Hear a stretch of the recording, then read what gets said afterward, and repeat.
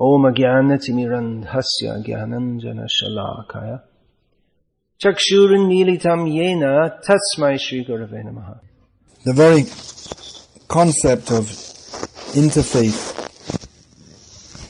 suggests a latent atheism.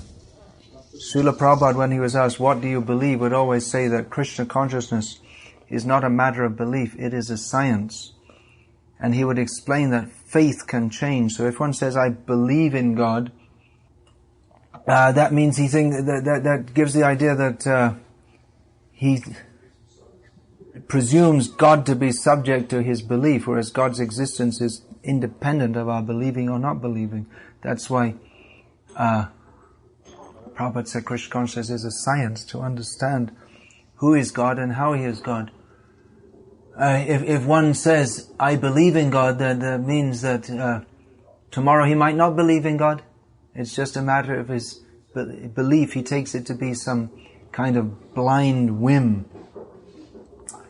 Now we find that some devotees were invited to some kind of religious conference. Bon Maharaj was present there, and I think it was Vishvakarma Prabhu.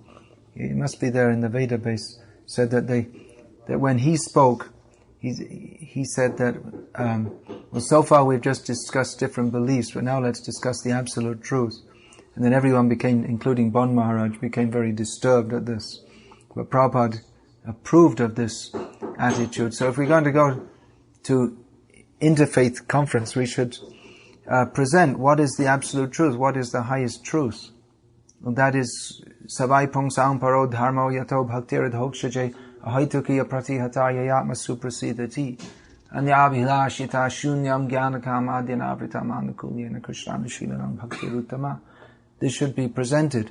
If we think that we have to anything to learn about God from people who have no idea about Him, who, for instance, think that God was killed for our sins, which is a very offensive idea, which is at the heart of Christianity, then it actually betrays a lack of faith in our acharyas and in Shastra. That faith is supposed to, the faith in Shastra that we're talking about is based on revelation and intelligent understanding, not simply that one has some kind of blind faith. So, what else did I say before? Any other points? Yeah, well, therefore this interfaith, it may have some kind of use as a kind of diplomatic point to gain some kind of approval in countries where we're under attack or some such thing. But as far as the notion that we can learn anything from people who may talk about God and religion, but they don't know even the first lesson of spiritual knowledge. They don't know what is the difference between the soul and the body, and therefore they don't know who God is, and they misunderstand Him to be some order supplier for their sense gratification. In other words, instead of actually serving God, they want God to serve them. And who's due to this seminal mistake of not knowing what spirit is at all, therefore they have bizarre theology, such as that the body is revived at the time of judgment. So if we think we have anything to learn, anything theological to learn from these people, it means we don't actually understand what Krishna consciousness is at all. Therefore, I say that much of the interfaith discussions that some devotees are very eager to indulge in, it's another symptom of the ongoing compromise or the attempts of less actually faithful devotees to to compromise Krishna consciousness and present it as just one among many mundane religions that we can take our eclectic pickings from as we choose. That is not the way to understand Krishna consciousness. Krishna consciousness means to hear from the acharyas, to hear from Shastra, and accept that. Okay, what else? You'll have to, put this in a more cogent form. You have any? Yeah. You want to read something out? Yeah. Another troubling phenomenon that some members are attempting to redress concerns a type of spiritual hubris in which devotees feel superior to others. Historically, this has caused numerous problems in relationships both within ISKCON and between its members and the greater society. This type of arrogance raises the question of tolerance toward other religions. Shanaka Rishi, ISKCON's Director of Communications for Europe and editor of the ISKCON Communications Journal, has squarely confronted and addressed the interfaith issue. He drafted ISKCON's first official statement concerning its relationship with people of other faiths. The final declaration, which was adopted by the GBC Executive Committee, includes this excerpt. Quote, In ISKCON we consider love of a supreme personal God to be the highest form of religious expression, and we recognize and respect this expression in other theistic traditions. We respect the spiritual worth of paths of genuine self-realization and search for the absolute truth in which the concept of a personal deity is not explicit. Other communities and organizations advocating humanitarian, ethical, and moral standards are also valued as being beneficial to society. Really? I never heard this before. Unquote. Yeah. This position paper, which continues for several pages, was published in the ISKCON Communications Journal and sent to more than 700 academics worldwide. Numerous academic and interfaith forums have recently helped demonstrate that not all ISKCON leaders think the movement is God's gift to the world. Well, that doesn't include me. Not all ISKCON leaders think that ISKCON is God's gift to the world. Well, maybe the ISKCON they're making isn't God's gift to the world. It's their convoluted gift to the world, which is just another mundane religion. Very busy converting ISKCON to another mundane religion. Let's have a look at this. We love of a supreme personal God, but then, as Prabhupada would often say, it's not enough to say I believe in God, but you have to know who is God.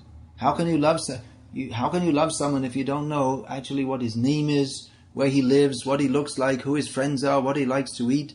Where is this knowledge found except in Krishna consciousness? So where is the knowledge of a personal God? What is the meaning of Prabhupada's Nirvishesha Shunyavadi Paschatya Deshatayane? If ISKCON is just, if Prabhupada just came across the ocean to present something which is just another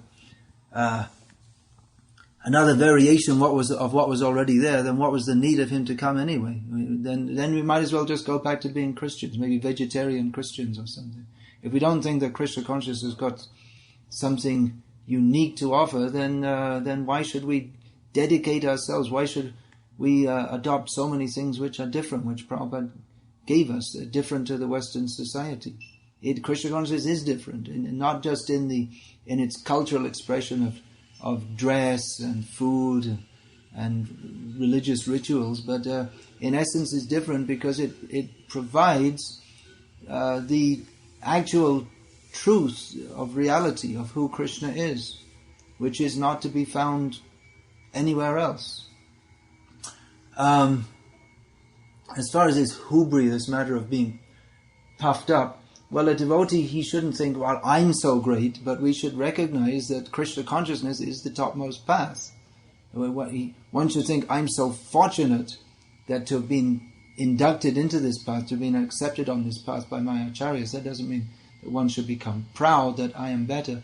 Rather, one should think, I'm the most fallen, And because of that, my spiritual master has been so merciful and rained his mercy on me and accepted that and accepted me on this path.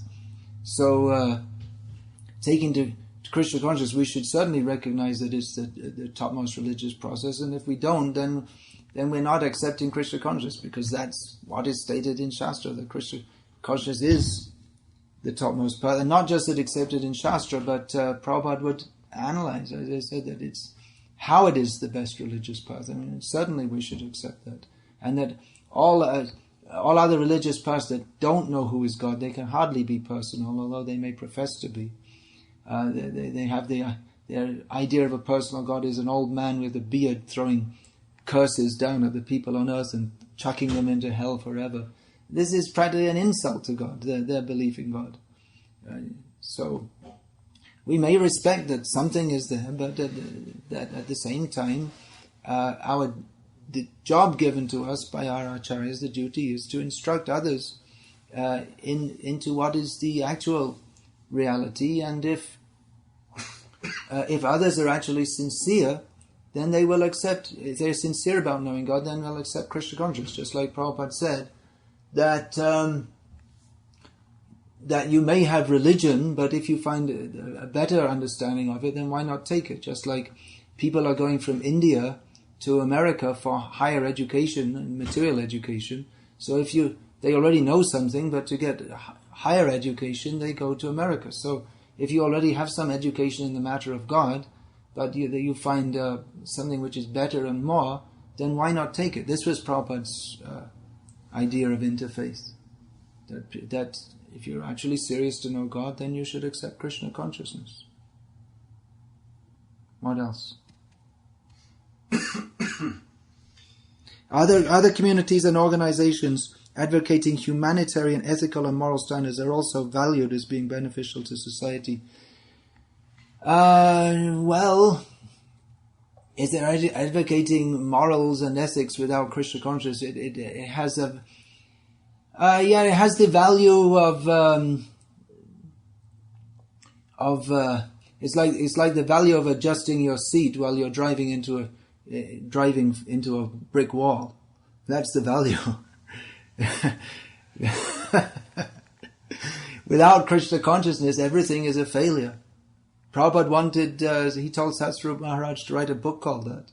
So morals and ethics without Krishna consciousness is just another expression of envy of Krishna, and it just leads to hell, that's all.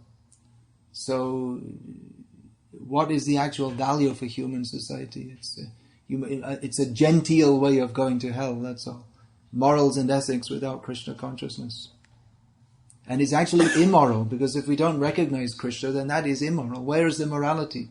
Be good, be nice. It means it's just being good and being nice to others without Krishna consciousness is just a group commitment to facilitate each other's sense gratification. It's actually an expression of envy for Krishna. International Society for Kindness and Consideration. I didn't hear that one before. International Society for Kindness and Consideration. Certainly it is, but that means Krishna consciousness. There is no actual kindness, consideration, or any such thing outside of Krishna consciousness. Parents who don't teach their children to be Krishna conscious are the children's worst enemies. Anyone who's not teaching Krishna consciousness to others, they're engaging in the worst violence, in the language of Bhakti Saraswati. That means it's worse than the concentration camps of Hitler. Is the normal people, or it's on the concentration camps of Hitler were very bad because they didn't teach Krishna consciousness, and the normal family, which is quite in modern America, it shares the same defect as the concentration camps of Hitler, is that they send people to their death without knowing Krishna. Put it on the blog, edit it all up. I think there's a There's a verse in Bhagavatam There's plenty to support everything that's just being said. which states that religions that don't have a personal conception of God are envious of other living creatures. Prabhupada writes, all religions except Bhagavad Dharma are simply envious, simply expressions of envy. We see Prabhupada's interfaith that the first point, just like with that Cardinal Daniello, he would not go beyond the point that you have to, killing animals, don't kill animals. And the Cardinal Daniello said, well, let's go on to some more higher topics. And Prabhupada said, no, let's stop on this topic. You can see the video. Prabhupada was very angry actually with this. He was slapping his knee. Prabhupada was very angry with this person. He's supposed to be the teacher, the spiritual guide of a whole nation.